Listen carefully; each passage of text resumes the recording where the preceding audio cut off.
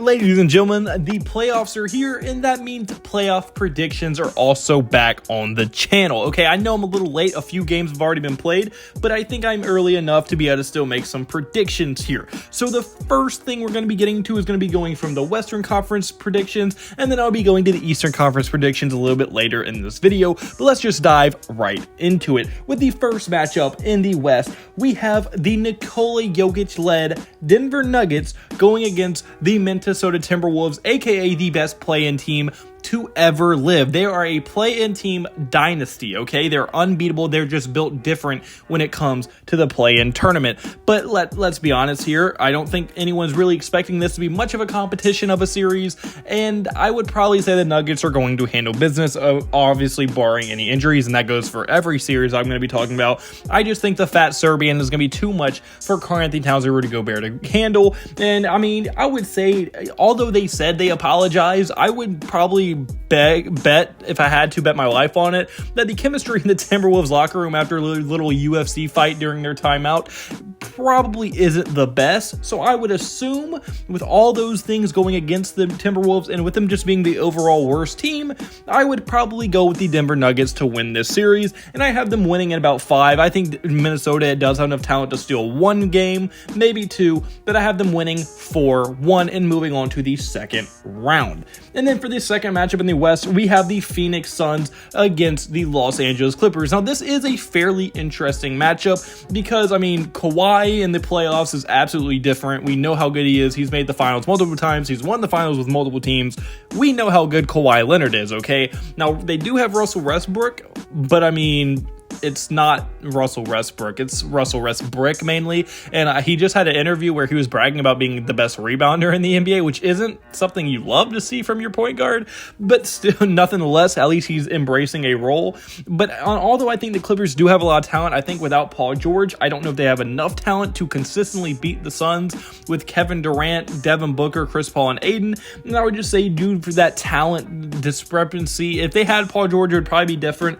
But I'm going to go with the Phoenix Suns, and I have the Phoenix Suns winning this one in 6 games in a 4-2 fashion. And I just think it should be fairly easy because Kevin Durant can kind of cancel out Kawhi, and then they have no one for Devin Booker. So I just think it makes sense. But now going to the next one, we have the Golden State Warriors versus the Sacramento Kings. Now, I do know that the Kings just won the first game, and everybody's really happy for them, and they're the new team on the block, and everybody wants them to do good. And I like the Kings as well. And it's actually one of my favorite series to watch. I think it's going to be by far the most exciting series, but me personally, I have the Golden State Warriors winning because if it's Steph Curry versus De'Aaron Fox, I'm going to take Steph Curry every time. Klay Thompson isn't going to continue to miss those wide open shots they're giving him. You cannot live with Klay Thompson shooting wide open threes against your team, as he's going to kill you eventually.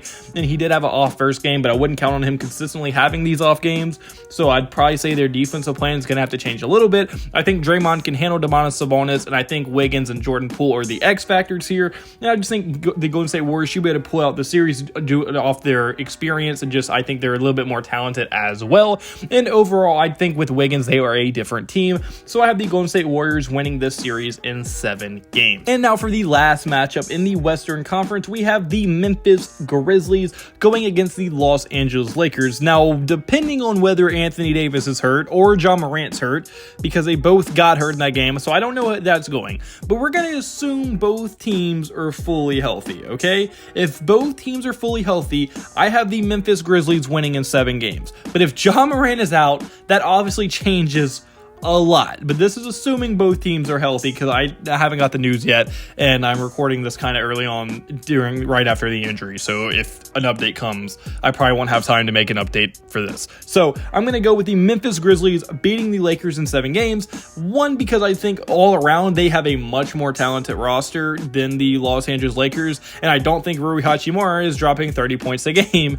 I would hope not for the rest of the playoff series. And also, I'm a Pelicans fan, so I'm a little biased to wanting the Lakers to lose. I'm going to be honest here, but overall, I just think it's going to be a close series. It's going to be a good series, but I think Memphis is going to be able to pull it away and go on to the second round. And now for the Eastern Conference, we have the Milwaukee Bucks playing the Miami Heat. Now, this is a fairly fun matchup because I think both teams are very, very good, but this is another kind of like weird one because Giannis went down with a back contusion and Tyler Hero broke his hand. So I would assume that Tyler Hero is out for the rest of the series. I mean, it's going to be hard to play with a broken hand. Now, Giannis, on the other hand, I don't know if he's out. And one could argue Giannis is a slightly bigger loss than Tyler Hero, okay? So if Giannis is out for this series, I would imagine the Heat are going to pull it out.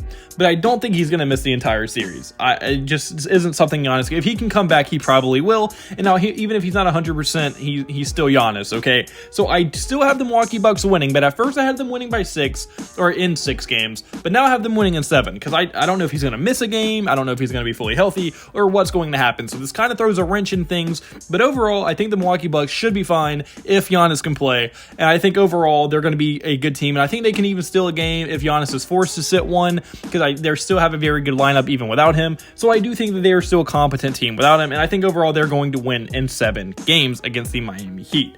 And now the second matchup in the East, we have the Cleveland Cavaliers versus the New York Knicks. Okay, now this is going to be a little bit more upsetting for you Knicks fans, because I have the Cleveland Cavaliers winning this series for a few different reasons. One, I think the Cavs are a matchup nightmare for basically any team, because almost no team in the NBA has a backcourt like the Cleveland Cavaliers. They probably have a top 2, top 5 backcourt in the entire NBA, especially on the offensive end. And then you put in the defensive versatility and the versatility that their bigs provide, being 7 foot, both of them, and being so talented and so skilled at their individual positions, and Jared Allen and Evan Mobley.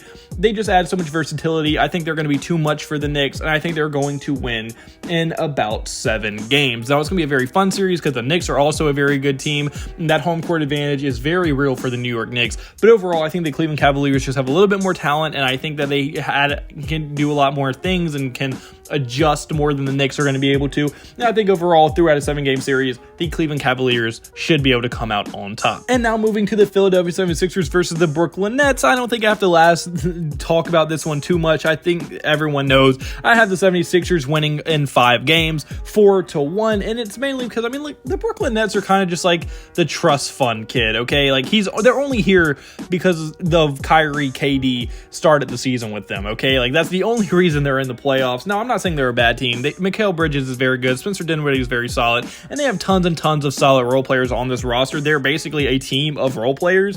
Like, no one that plays for them is bad. Just no one that plays for them is a superstar either. And you need superstars to win playoff series, especially against good teams like the 76ers. And I just can't see a world where they even make it a competitive series, honestly. And I just think overall, the 76ers should pretty easily handle this game. But I do think that the Nets have enough talent that maybe they can squeak one out in like game 3 or 4. So I do have the Brooklyn Nets winning at least 1 and the 76ers winning in 5 games. And now for the final matchup of this video in the first round, I have the Boston Celtics versus the Atlanta Hawks. And of course, I have the Hawks losing in 4 games. Let's be honest. Like, the Celtics are maybe the best team in the NBA. Jason Tatum's not losing in the first round. They probably won't lose a game. I don't like Atlanta at all, especially not for playoff basketball. Trae Young shoots a lot, and he doesn't even look confident, which is a huge problem for them.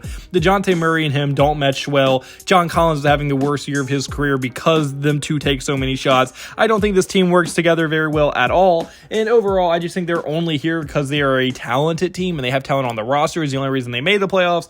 But talent can only get you so far, especially when it's not the highest end talent. Now, yes, Trae Young and Murray are great players, but they're not like these superstar megastars that win you championships. And that's why I have the Atlanta Hawks getting bounced in 4 games in the Eastern Conference. But unfortunately, guys, that's more for this video. So comment below, do you agree with me? Do you think that these are all going to happen? What predictions do you have? On your thoughts in the comment section below. If you think point, hit the like button and subscribe button. I mean the absolute word to me. And I hope you have a blessed day. Because I have a blessed day. So you can have a blessed day. All glory to God. See you in the next video. Goodbye. Boo. Blah.